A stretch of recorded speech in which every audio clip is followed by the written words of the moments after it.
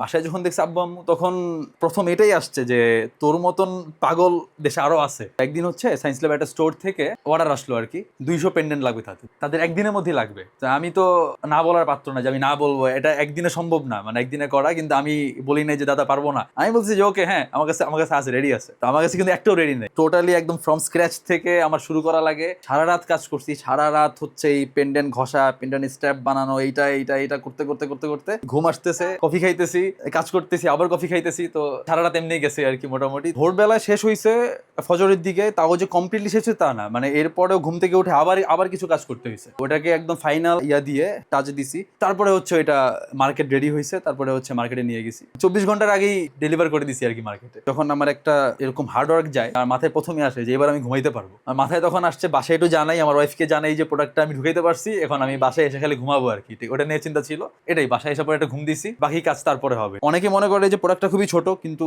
এই ছোট প্রোডাক্টের মধ্যে অনেকগুলো স্টেপ আছে আর কি, অনেকগুলো স্টেপ। তো অনেকে মনে করে যে আমাদের প্রোডাক্টগুলো কিন্তু নর্মালি স্টার্ট হয় 120 টাকা থেকে 200-250 টাকার মধ্যে প্রোডাক্ট আছে। তো অনেকে বলে এই ছোট প্রোডাক্টের এত দাম। তারা যদি দেখতো যে এই ছোট প্রোডাক্টের কতগুলো স্টেপ আছে, তাহলে হয়তো বা বলতো যে এই প্রোডাক্টের এত কম দাম। উডের কাজ যখন স্টার্ট করি তখন 1,500-2,000 টাকা দিয়ে শুরু করি। কিছু বেসিক কিছু টুল কিনি, যেটা না হইলেই না, তো ওইটা দিয়ে স্টার্ট করা। তারপরে তো আস্তে আস্তে ইয়া হয়েছে, আরো আরো টুল কিনা হয়েছে। পরে তো অনেক টুল এখন আছে, বলা যায় কাঠের কাজ করার জন্য যাবতীয় সব ধরনের টুলই আছে। মিউজিক্যাল ইনস্ট্রুমেন্ট বানাইতাম, তো ওই সময় অনেকেই যারা বুঝে না যে এটা, যারা মিউজিক্যাল ইনস্ট্রুমেন্ট বানায় তাদেরকে লুথিয়ার বলে, এটা তো যারা অনেকে বুঝে না, তো তারা তো মনে করতো কাঠমিস্ত্রি। এটা নিয়ে আসলে মানে আমি তেমন কোনো কেয়ার করি না, এত চিন্তা আমার মধ্যে নাই। আমি আমার কাজ করি, আমার কাছে ভালো লাগে এটা করতে, এই জন্য করি। আমি যখন এই প্রোডাক্টগুলো অনলাইনে দেওয়া শুরু করি, তখন তো অর্ডার অর্ডার যখন আসে, নিজেও সারপ্রাইজ যে এত অর্ডার আসতেছে, আমাদের কাজ করা লাগছে, সারাদিন আমরা কাজ করি, অর্ডার আসে অর্ডার আসে। আব্বাহু মনে করতে যে আমি মনে এগুলো পছন্দ করি, আমি মনে এগুলো বানাই।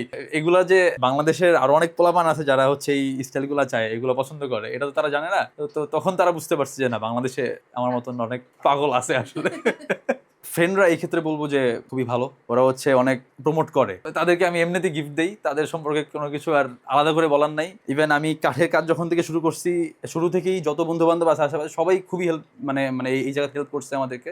আমি নিজে একলা কাজ করলে হয়তো বা এই ক্ষেত্রে মনোবল হারায় ফেলতাম, কারণ এর আগে আমি একটা উডেন ওয়ার্কে যেরকম রেসপন্স চাইছিলাম ওটা পাই নাই। এক্ষেত্রে মানে আমার ওয়াইফের যেই অবদানটা অবশ্যই অবশ্যই স্বীকার করবো আর কি, এটা অবদানটা বলতে হবে। একসাথে কাজ করলে আসলে আড্ডা মারতে মারতেই কাজ করি আর কি, কথাবার্তা বলি, মুভি দেখি, গান শুনি, এমন করতে করতে কাজ করি। তো এটাও একটা খুব ভালো একটা এক্সপিরিয়েন্স আর কি, খুবই স্বাভাবিকভাবে জেনজি নেয়, জেনজি। এর মধ্যে যদি ইয়ে করি, এটা হচ্ছে যারা মিউজিক লাভার তাদের হচ্ছে নেওয়ার রেটটা হচ্ছে অনেক বেশি। তো অনেকেই আছে যে এরকম দেখছি যে গিফট দেয়, অনেক বয়ফ্রেন্ড গার্লফ্রেন্ডও গিফট দেয় আমাদের মাধ্যমে। ক্রাশকে গিফট পাঠাবে, ক্রাশের অ্যাড্রেস জানে না, আমাদের মাধ্যমে হচ্ছে তারা হচ্ছে পাঠায়, আমরাও তাদের সাথে কানেক্ট করে দিই। এরকম একটা কাহিনী বলি যে একটা আপু হচ্ছে তার ক্রাশকে গিফট পাঠাবে আর কি, এখন তার অ্যাড্রেস জানে না, নাম্বার হয়তো বা সামহাও সে ম্যানেজ করছে। তো আমাদেরকে নাম্বারটি দিয়ে বলতেছে আপনাদের একটা কথা বলি, মাইন্ড করেন না, যে এই কাজটা কাইন্ডলি করতে পারেন, মানে খুবই খুবই হচ্ছে উপকার হয় আর কি আমার জন্য। ওই নাম্বারে ফোন দিতে হবে, ওই ছেলের অ্যাড্রেস বের করে ওইখানে প্রোডাক্টটা পাঠিয়ে দিতে হবে। সে হচ্ছে অলরেডি আমার বিকাশে টাকা পাঠায় বেড়াইছে। তো পরে আমিও তো বললাম বিপদে, এখন কাস্টমার বলতেছে এই কথা, এখন